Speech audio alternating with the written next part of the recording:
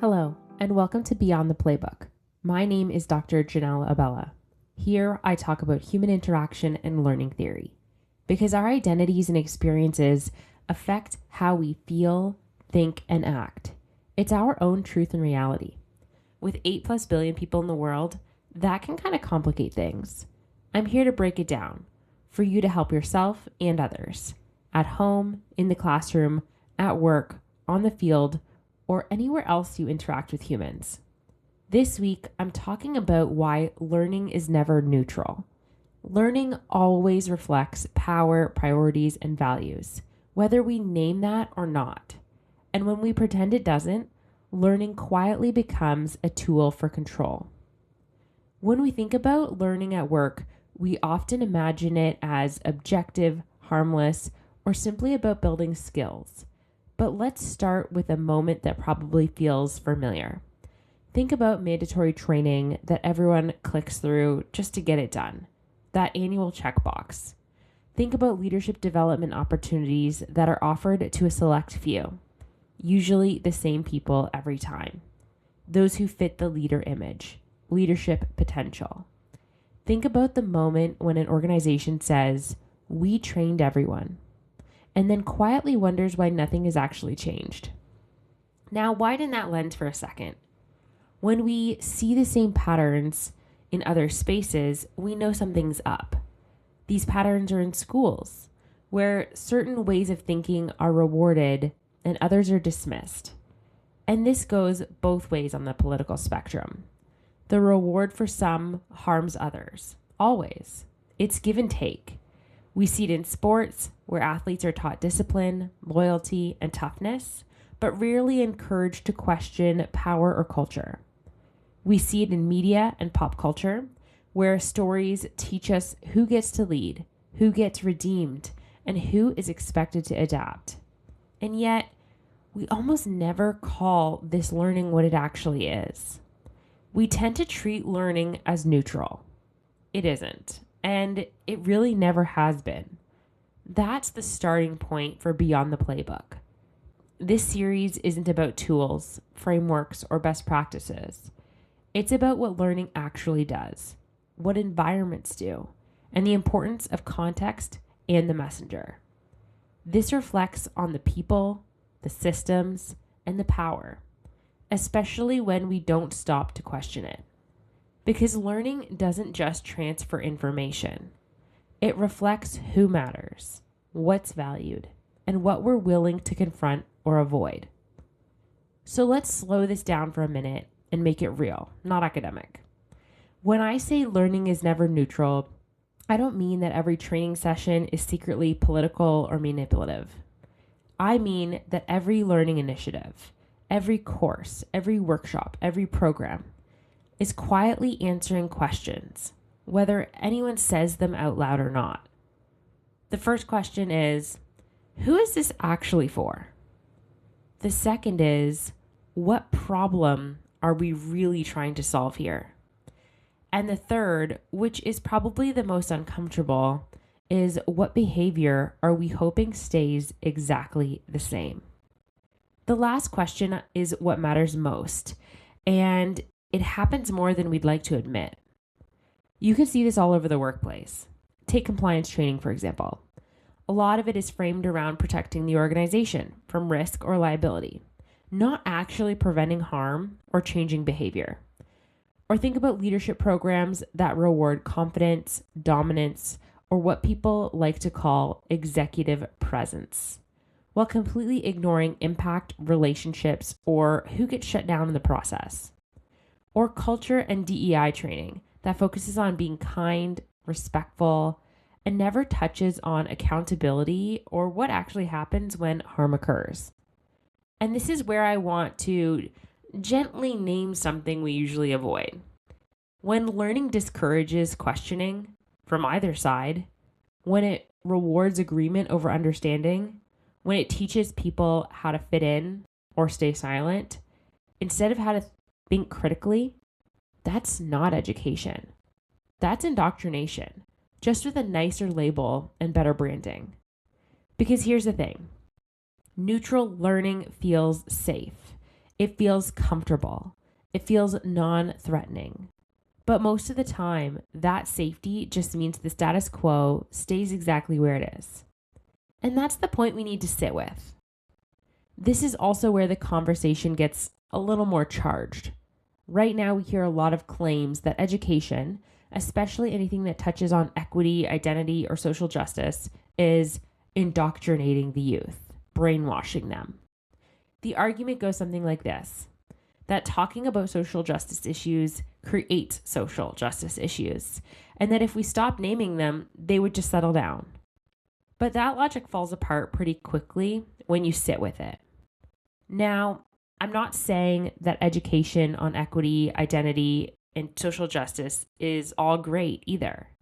There are a lot of polarizing influencers, teachers, trainers, and materials that do seek to brainwash and silence people, that don't allow people to have a voice in the conversation. They don't seek to provide information for the individual to reflect, to think critically on, or to question. It's very much their way or the highway. That's for both ends of the political spectrum, and that's where the problem starts.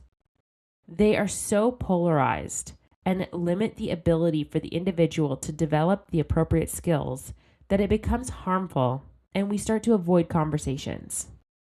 But avoiding conversations about power, inequality, and history don't make these things disappear. It makes them harder to name, harder to challenge, but easier to deny. And more importantly, it ignores the fact that indoctrination doesn't only happen when we add ideas, it also happens when we aggressively remove them. When we tell young people or employees or athletes, don't question this, or this isn't up for debate, or stick to the basics and leave the rest alone, we're shaping how they think. We're just doing it quietly. We're teaching them which questions are allowed, which topics are dangerous, and which perspectives are considered acceptable. And here's the irony. The exact message being used to accuse others of indoctrination, that people are being told what to think, is often delivered through systems that do exactly that. They discourage analysis, they reward repetition, they frame complexity as a threat. That kind of learning doesn't build independence. It builds loyalty to a narrative, to one perspective, or to one side of the spectrum. The harm in this approach isn't political. It's human. It's deeply polarizing. It turns learning into a battleground instead of a space for exploration. It teaches people to pick sides instead of developing skills to assess information, recognize bias, including their own, and make informed judgments for themselves.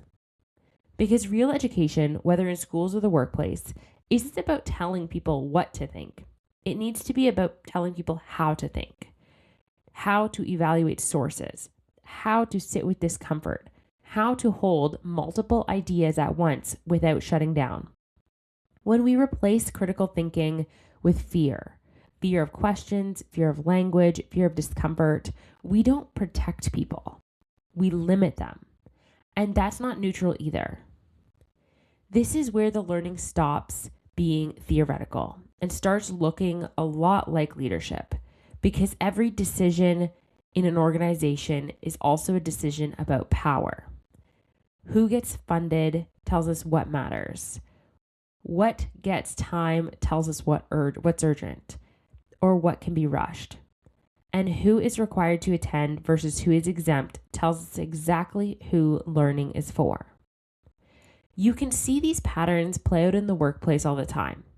Frontline staff are trained to adapt, manage stress, and communicate better, while leaders are trained to inspire, influence, and think strategically. Marginalized groups are often taught resilience, how to cope, how to push through, and how to survive, similar to those frontline workers, while the systems creating the strain remain completely untouched.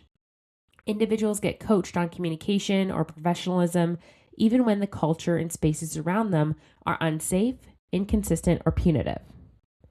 We see the same dynamic very clearly in sports. Athletes are told to control their emotions, while abusive and demeaning coaching styles are excused as being tough or old school. Players are expected to perform through injury, pain, or burnout, while leadership avoids accountability for the conditions that are making harm possible in the first place. Rookies are taught that respect is earned through silence, compliance, and not rocking the boat, and not speaking up, asking questions, or setting boundaries. That's learning. But that's also power being reinforced. So it's worth pausing and asking a few uncomfortable questions. Who actually defines what good performance looks like? Whose discomfort is seen as part of the job, and whose discomfort is treated as a problem that needs to be managed or corrected? And who gets protected by the way learning is designed and who doesn't? Because these decisions don't happen in a vacuum. They create tension, whether we're willing to admit it or not. To really understand why learning is so distressing right now, we need to situate it in the broader cultural movement we're living in. There's intense polarization around equity, identity, and inclusion, and growing backlash against even talking about these topics. At the same time, people are burned out, exhausted, skeptical, and increasingly doubtful that another training session is going to mean anything. And I have to agree. The way that training has been done is targeting. It blames people. It forces them into a shell and to put their walls up. Why would anyone want to enter a mandatory training session that tells them they are the problem? We all face challenges. So why would I want to go to a session to hear that I'm the problem and I have to fix myself while experiencing my own challenges? I wouldn't. And that's the case for many people. They lack psychological safety and the care they need, yet they're asked to shovel it out for others. Layer that on top of constant pressure to move fast. Organizations want results now. Leaders are expected to respond quickly, show progress, and keep things moving, even when the issues they're dealing with require slower, deeper work. And that's where the contradictions start to show up. We say learning matters, but we rush it. We say people matter, but we avoid the conversations that might actually protect or support them. We say we want innovation, new thinking, and better outcomes, but we continue to reward conformity, compliance, and playing it safe. So where does all of that pressure land? It lands on learning. Learning becomes the place where organizations try to solve problems they're not ready to confront elsewhere. It's visible, it's measurable. You can track attendance, completion rates, and hours logged. And importantly, it feels safe, and it's more safe than challenging leadership behavior, redistributing power, or challenging deeply embedded norms. So learning can get asked to carry more than it can reasonably hold. It becomes a stand-in for change rather than the support for it. And a lot of that has to do with the trainer. I've learned this lesson myself. If I'm not creating open learning spaces where people feel comfortable, where they're valued and they're able to contribute, I may as well not be there.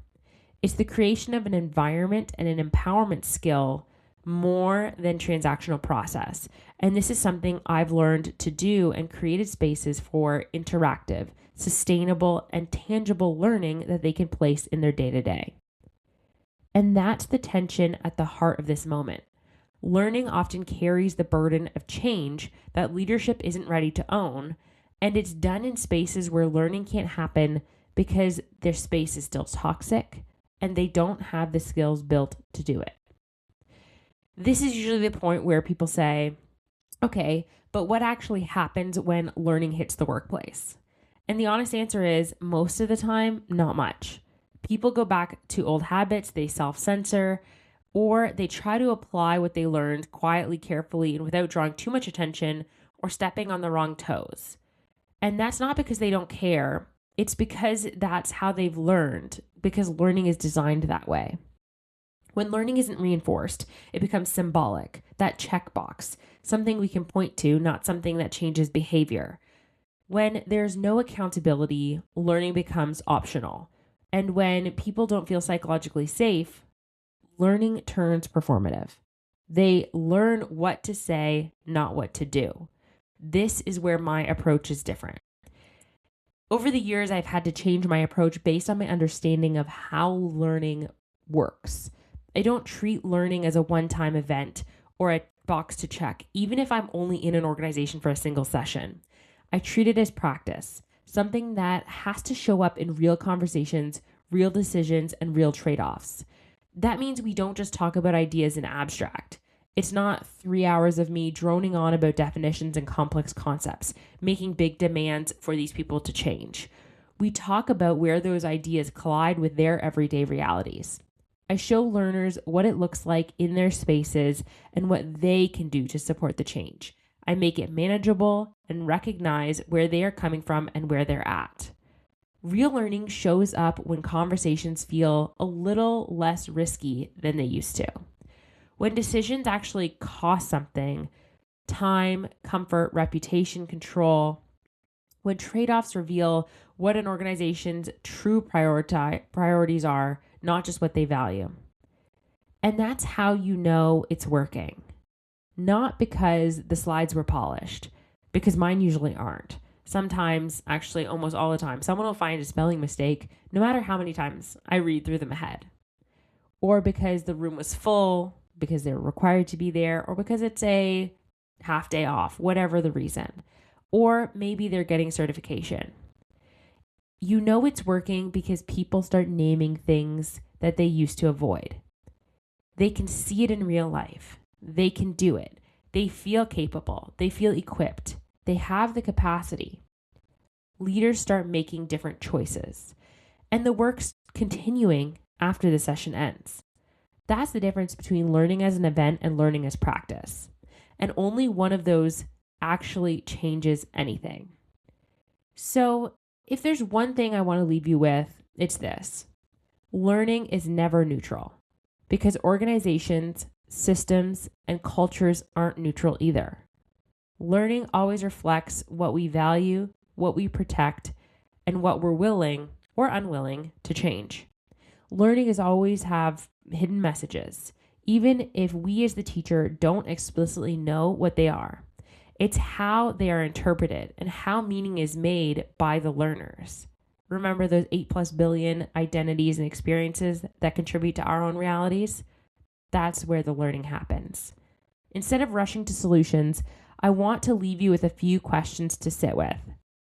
What does your learning actually say about what matters most? Who benefits the most from the way training is designed or delivered? And what are people being asked to carry, emotionally, professionally, and psychologically? Things they're asked to carry that a system itself refuses to change. This series isn't going to push past those questions. Future episodes will sit in the discomfort instead of trying to smooth it over, because discomfort isn't a failure of learning. It's often the beginning of it. I want you to see what I see. I want you to have the skills to create environments for growth, people with skills, and context that is responsive to need. Beyond the playbook, learning isn't about having the right answers. It's about being honest about the questions we keep avoiding. We have new episodes dropping every Wednesday. You can also explore the companion blog, our monthly learning brief, Signals and Patterns, and the quarterly report, Learning Seasons, all on our website, diversesolutions.ca. Resources designed to turn insight into real action.